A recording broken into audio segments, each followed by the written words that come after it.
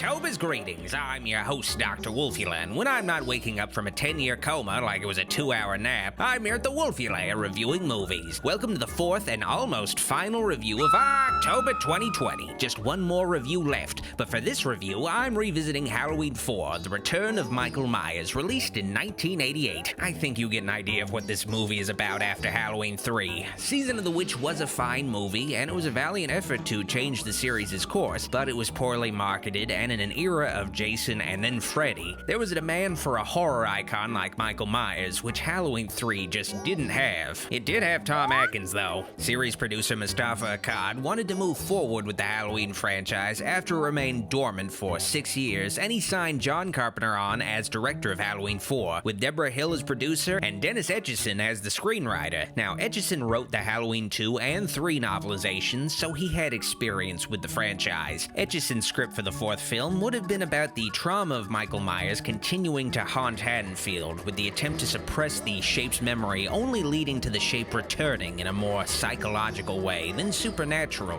Akkad disliked the experimental script and insisted that a new Halloween film needed a back-to-basics approach, so Carpenter and Hill sold off their rights to the franchise to Akkad, left the project, and Etchison's script went unused. Instead, Dwight H. Little was brought aboard to direct the fourth film with a screenplay by Alan B. McElroy, the later creator of the Wrong Turn franchise. McElroy was signed on about 10 days before the writer's strike of 1988 was set to begin, so he had to complete the script under serious time pressure. As for Jamie Lee Curtis, well, her career had taken off and horror films were looked down upon in these days, so she opted not to return as Laurie Strode. The only returning cast member from the first 2 films was Donald Pleasance as Dr. Loomis. More on that later. Let's return to Haddonfield with this review. The intro sequence for Halloween 4 is very mellow, but that wasn't always meant to be the case. In the original script, the film was supposed to start with a cold open that would explain how Dr. Loomis survived the explosion in Halloween 2, where he gets thrown clear from the blast, but the director decided to go for a much more eerily calm opening featuring a silent autumn countryside dotted with creepy Halloween decorations, moving toward other Halloween imagery for the opening instead of the usual jack-o'-lantern openings of the previous films. The intro sets a tone for the season of Halloween rather than trying to build a sense of familiarity with the previous films. The plot opens up with an ambulance arriving at Ridgemont Sanitarium, intending to transfer Michael Myers to Smiths Grove Sanitarium. Patient pickup and transfer to Smiths Grove. For some reason, the place he was able to escape from before. Not that anyone's too worried about Myers escaping these days, though. The Shape has been lying comfy, cozy, comatose in a bed for 10 years. Turns out being set on fire for a few hours really makes you sleepy. Now, Halloween 4 is a return of the series' indie roots. It was made by Akkad's own production company, Trinkus International, but that also means this movie couldn't use clips from Halloween 2, which was made by Universal, so Halloween 4 has to settle for having the sanitarium security guard give one of those not-so-subtle one-sided recaps of the previous events, a la Friday the 13th. A decade ago, Halloween night, he murdered 16 people. Oh yeah, I'm sure these staff members from Smiths Grove have never heard about that one guy who escaped from there and killed a whole bunch of people. But his doctor, of all people, shot him 6 times. It's totally new to them. I'd assume Dr. Loomis would be here. Michael Myers is still his patient.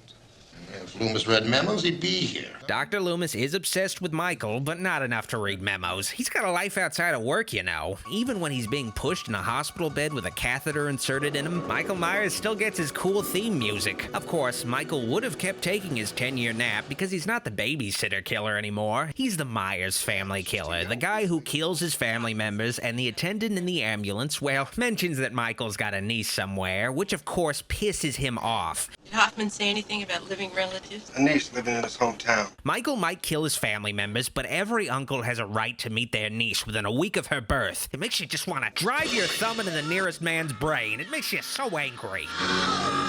So anyway, Michael is on the loose again, but what of this niece? Well, her name is Jamie Lloyd, played by Danielle Harris, and obviously named in not-so-subtle tribute to Jamie Lee Curtis. Jamie is the first of 3 Laurie Strode children that exist in parallel universes, and you know what? There will probably be more parallel universe Strode kids in the future. Speaking of Laurie, well, she died in a car wreck with whoever Mr. Lloyd is, leaving Jamie all alone in the world with nothing left to remember her mother except a photo that totally isn't just a publicity still from the original Halloween. I guess some Haddonfield paparazzi captured this pic of Laurie holding a pumpkin. Your mother used to babysit me when I was your age. I bet you didn't know that. You're lucky. I wish you could do the same for me. Danielle Harris is great in the role of fan-favorite character Jamie, especially paired with her foster sister Rachel, played by Ellie Cornell. Having a little kid at the center of a slasher film was a pretty big departure from the norm. I mean, there was Tommy Jarvis in Friday the 13th, the final chapter, but that was a smart-ass Corey Feldman playing a character with what began as a normal upbringing. With Jamie, there's more vulnerability, and she's a very sympathetic character with a tragic background, having lost her parents. The Carruthers family is loving to Jamie, but the girl is sensitive about needing to feel like she has a permanent place in this home. It's a very realistic handling of a child in Jamie's situation. The writing could have easily made the Carruthers family abusive assholes to create conflict and drama, but instead it's much more nuanced in how it depicts being a foster child. Sorry, but I've got to babysit my foster sister. Go and have fun by yourself. I'm sorry I ruined everything. I wasn't here. You can go out. Of course, the Carruthers family don't have to be the assholes because the kids at Jamie's school certainly are over the fact that her uncle is the boogeyman, and also especially because her parents are dead. Jamie's an orphan. Jamie's an orphan. Oh, come on. If you're gonna make fun of her, have it be because she's wearing a belt on overalls. Seeing Jamie under such tragic circumstances really makes you feel for her from the start of the flick. You care about her, which is put to great effect when she's put into danger later in the film. Now, back to Michael Myers. Well, the memory of him looms large over Haddonfield and especially troubles his young niece, who has nightmares about him, which will likely result in Michael receiving a cease and desist from New Line Cinema. But man, Jamie must really not know what her uncle looks like. She got the mask all wrong. It looks like a skinny George Costanza. Fortunately, this is just a dream sequence. No way he looks like this the whole movie. Just a nasty old dream. Now, Michael is on the loose, but these sanitariums just never take him seriously. They don't even get his middle name Audrey right. So that's where Dr. Loomis comes in. Yes, Donald Pleasance returned as the blown-up Loomis. Again, the script was supposed to explain how he survived a direct explosion, but the director just settled on giving him a limp and making him scarred. It's tenuous, but you get the drift. Take a good look. Honestly, it's a statement on how unwilling to die Loomis is, knowing that Michael still walks the earth. Apparently there was an accident just south of Mill Creek near the Loomis!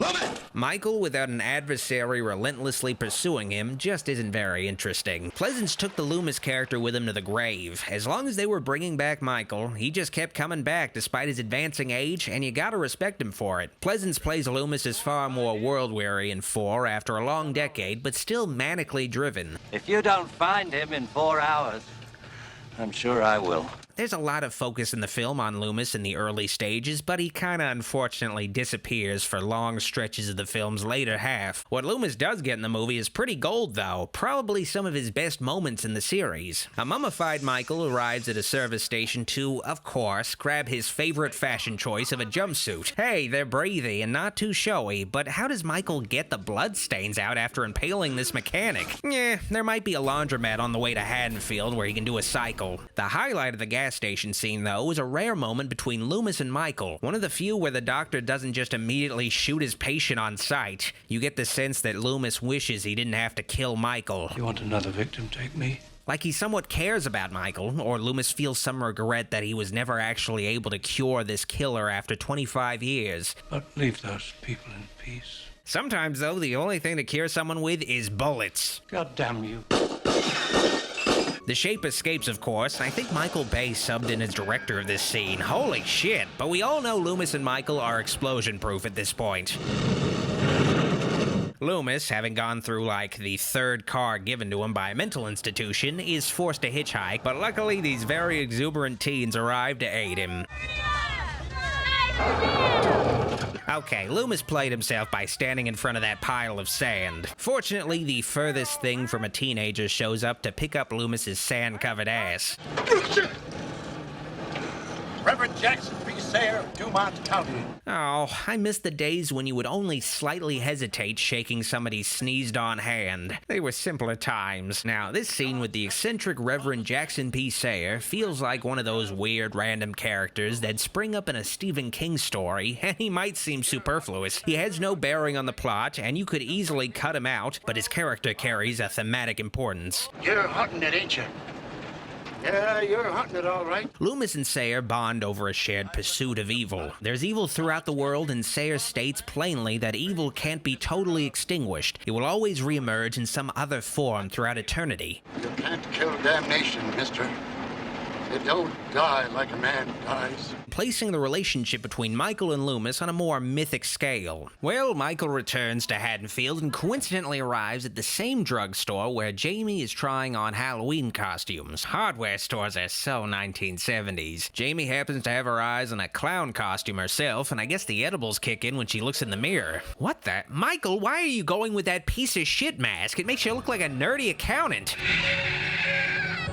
Yeah, I gotta address the elephant in the room. Michael Myers looks like shit in this movie. For whatever reason, it is very difficult to replicate that damn mask from the first two films. 99% of the off-the-shelf Michael Myers masks are a testament to that. It's possible that William Shatner might have caught wind that his likeness was being used and the films had to alter Michael's look, but I don't think so, especially since the movie misleadingly puts the fucking classic mask on the poster. It's just such a specific kind of face, though, that's really easy to drive into the uncanny valley if anything about it is off. A Michael Myers mask needs to be neutral in the way that you can read any emotion in it, but in this film's case, you can't read any emotion in it, it's just too blandly neutral. Now, supposedly, the filmmakers attempted to use an off-the-shelf Captain Kirk mask, but without any alterations, and you can briefly see it later in the film. No, that's not the ghost of Ben Tramer seeking vengeance. That's a screen test that made it into the movie. The Kirk mask was then altered, but apparently it was just too aged to use, so the film used the really lousy custom-made mask seen on screen. In some lighting, the mask does look passable, but unfortunately, the director and cinematographer made the questionable choice of very plainly showing Michael Myers in stark lighting for most scenes, and the mask just looks goofy instead of scary. Now, I don't want to hear any of your references from that shitty Simpsons knockoff Family Guy. Michael in this movie is played primarily by stuntman George P. Wilbur, and he honestly doesn't do a very good job in the role, but it might not be his fault. For whatever reason, Michael has a ton of extra padding, so he'd look more imposing, and it consequently makes his movements look really stiff and awkward, like he's the Frankenstein monster. Michael in this flick might be visually kinda lame, but this film is probably the most ridiculously deadly and strategic that Michael has ever been. Screenwriter Alan B. McElroy wanted to avoid typical slasher cliches, where the killer gets away with a film's worth of murders just because characters make stupid decisions. So Halloween 4 goes to great lengths to explain how Michael gets away with all of his havoc. The telephone lines are cut, preventing any communication with the outside world. Michael's strong arms pour Bucky the electrician directly into Haddonfield's power grid, cutting off the town's electricity. Haddonfield's new sheriff, Meeker, actually trusts Dr. Loomis's insistence that Michael has returned, and the cop goes out of his way to aid Loomis. All right,